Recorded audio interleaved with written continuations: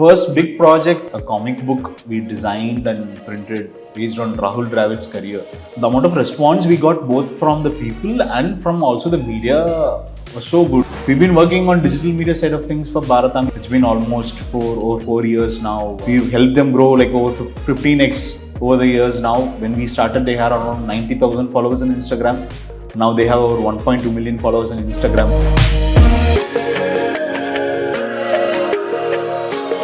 Hello everyone, welcome to Sportwalk Insider. As a part of 7 years of Sportwalk, I am bringing you the stories from people behind the Sportwalk. To begin with, I have the founder of Sportwalk, Mr. Divakar. Hi Divakar. Yeah, hi. So, how did the idea of Sportwalk come about? Even though we completed 7 years of Sportwalk now, the idea of Sportwalk goes back to almost a decade. Now this was back in my college days. I did engineering as usual, like every other student back in those days. And I always had a fascination towards very visual things, and I like sport since I was a kid.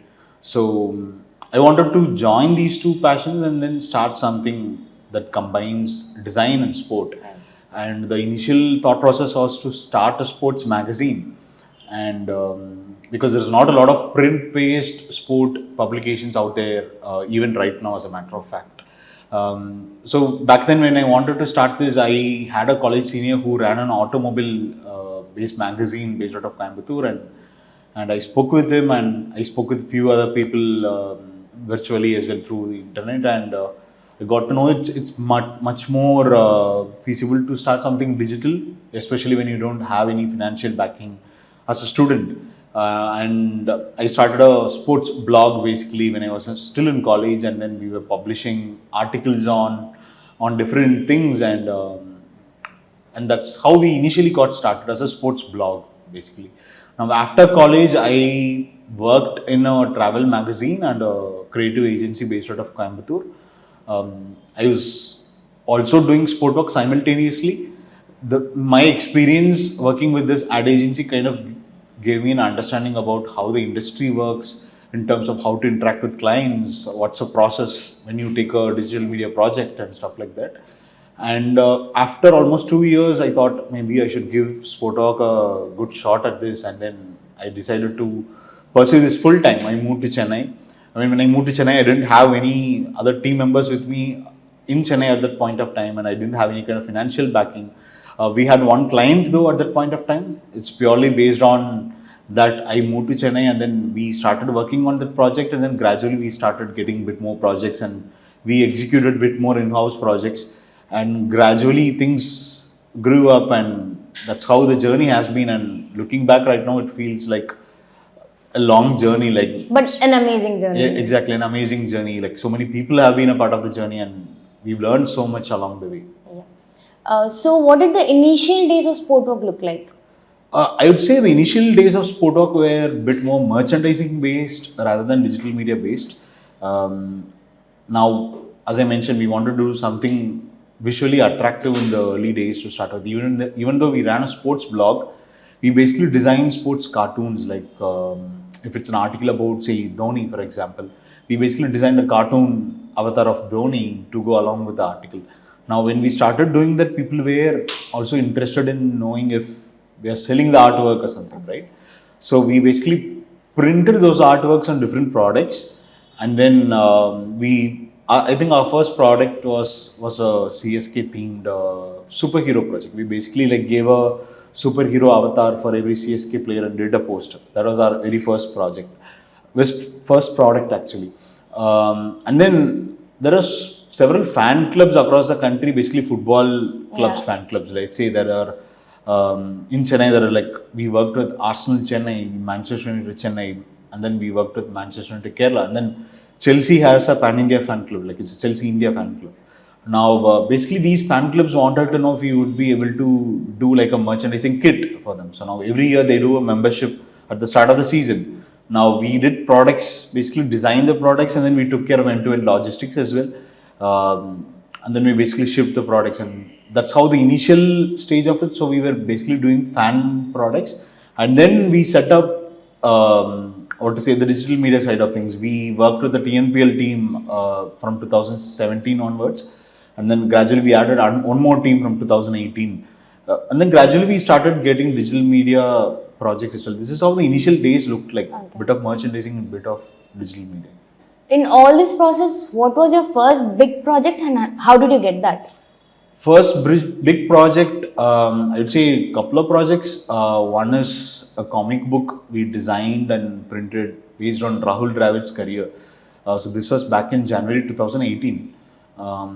We basically did a 32-page book where we featured different highlights from his career. Each chapter had like one comic and one essay basically about his career. Like his story. His story, right? We published this book virtually, and it was a limited edition project with 1,000 copies printed. And the amount of response we got both from the people and from also the media was so good. Like people featured about the comic and how the story of the comic came into being, because there is not a lot of sports comics out there even right now. So I think that project gave us a lot of visibility, and that gradually kind of led to us getting few projects as well. It kind of Motivated and also kind of helped us put ourselves out there for people to see, right? That's one project. And also I would say the major big project we got in terms of, I mean, big break would be the 𝗦𝗽liche in 2019. So as I was saying, we were doing some products from time to time, and then we were basically looking to reach out to different social media pages and see if they can feature our products so people can buy the products. And that's how my co-founder Abrinil reached out to the 𝗦𝗽liche, basically saying, we have these products we'd like to feature on your page. And they got back to us saying, I mean, giving a bit more context into who they are and what they want to do. Now, so the 𝗦𝗽liche is basically like the official fan community of the Indian cricket team. Now, they've been traveling across the globe for 20 years now, since 1999. Now it's almost 25. When we worked with them in 19, it was 20 years. So wherever Indian team goes, these people travel and cheer for Team India. Now that's the whole concept of the 𝗦𝗽liche, right? Now they are also the official partners of 𝗦𝗫𝐶 Tours and Travels for like the major tournaments like the World Cup and Champions Trophy and stuff. And for the World Cup in 2019, over 11,000 people were traveling through the 𝗦𝗽liche to England. Wow. So now they wanted to kind of make the experience a bit more memorable for these fans. So they wanted to give away a welcome kit when they came to England, and they wanted us to design and do the logistics side of this merchandising kit, basically. Like a customized kit. Like a customized kit. So we designed a kit which had like a package with 7 to 8 products, which also included like 3 different booklets. A booklet which kind of is like a tournament program which provided previews to different games and insights into the upcoming World Cup. We had a tour guide offering insights on places to visit in England and different host cities, experiences to have. We worked with the 𝗦𝗽liche team from UK for this, and we had a comic book on the World Cup stories, basically from 1983, Kapil Dev to 2003, Nehra, and all the way to 2019. And then few other products which also feature their partner projects, a product from Puma, a leaflet of sorts from Sports for All, which is right now a major player in domestic sport circuit. So we design these projects, we produce these projects from different places. Like for example, the paper products were done in Coimbatore, and the packaging was done in Hyderabad, the clothing was done in Tirupur. We basically assembled all these projects together in Chennai, and then we shipped these products out to Southampton and London. Now, we didn't have a big team back then, which meant we had to do everything, right from designing to, say, when the products get produced, when it comes, moving the load into your office, and then doing the packaging and stuff. So basically, you're the boss and you're the employee. So we have to do everything at that point of time. So I remember like back then we had converted a 2 BHK as an office basically, and we ran out of space in that office. So we basically had to rent out another space just to store the packaging, and we ran out of space. Once we packed the stuff, where do we move the packed stuff? We didn't have space for it. Right. So we took another space for it, and the logistics part of things was very hectic, but back then we were much younger, so we were able to handle that kind of workload. You would be more excited. Exciting as well. And I still remember for a particular weekend, my mom and sister came down just to help out with packaging at that point of time. So yeah, I mean, the whole project took almost 2 to 2.5 months, I would say. And I still remember the day when the last shipment went out. That was probably one of the most satisfying days I've had at work. So I mean, like that, I would say one of the best moments, I would say. That's how we started with the 𝗏𝗏. And then they were happy with the products and they were happy with the design, and they asked us, can you help us out with the digital media side of things, right? And we started working with them right from the 2019 World Cup, where we handled their social media, where we published content on Indian cricket. From on ground, we coordinated with their travels, the team that is traveling. We sourced content from them and then we repurposed it for social media. I also remember in 2019, we redesigned their mascot. It's called 𝗏𝗨, the lion. And they had given a visual representation of this mascot. We designed it and then they had a costume prepared. So the mascot was basically traveling throughout the World Cup. It was like the center of attraction, especially with the kids and stuff. So we've been working on digital media side of things for 𝗏𝗏 since then. It's been almost over 4 years now. I mean, we need to thank 𝗦𝗽liche𝗿𝗶𝗶, the founder, and 𝗦𝗽liche𝗿𝗶𝗶, who takes care of operations in the 𝗏𝗏. We've helped them grow like over 15x over the years now. When we started, they had around 90,000 followers on Instagram. Now they have over 1.2 million followers on Instagram, and they have a good amount of following on Twitter and Facebook as well. So they also work with a lot of brands from time to time. So we help them execute these brand projects as well. So yeah, I mean, 𝗏𝗏 in 2019 was like a big break. Project. I mean, COVID was also a tough, challenging period. How did you navigate through these times? I mean, as I was saying, 2019 was like a good year for us with the 𝗏𝗏 project, and but then 2020 the COVID scenario came, and which meant no sport happened. That was kind of a phase that we decided to focus purely on the in-house side of things. Since we had set up digital media channels to publish content on day-to-day happenings in sport, there was no happenings in sports, which meant we had to focus a lot back on throwbacks and come up with campaigns to keep the account active. And people were spending a lot more time digitally as well, since they were home and they had nothing else to do. That was our perspective to focus on in-house side of things. But that's like an amazing idea to keep your and also we had to retain the team. We didn't want to let them go. I mean, that was happening a lot, the layoffs and stuff during COVID, because your revenue stream gets completely cut off. Right. So, I mean, as I mentioned, we had a good 2019, which meant we were able to sustain the COVID period. And as COVID was kind of ending, our strategy had kind of shifted from being a merchandising first to a digital media first.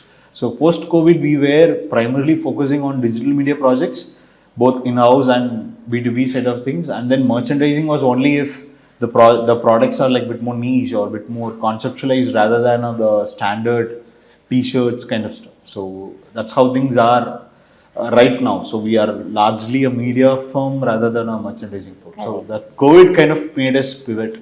I mean, it was a good thing for you. I'd say so. I mean, considering the scope for digital media right now, but still, we don't want to drift apart from merchandising. So we still want to do some kind of merchandising projects from time to time, or that's like your base, strong form. Yeah, and that kind of gives shape to your products, your thoughts, right? Even though digital media, you can put your thoughts and you can design something, and then it goes out there digital, and it's so crowded in terms of the content as well. Even though the content you do is so unique, the algorithm keeps changing. It might reach out to people, it might not reach out to people. But unlike that, if you are actually printing a product, right, it's on the hands of people, and people can experience the thought behind it. So, I mean, we need to see what's financially viable as well.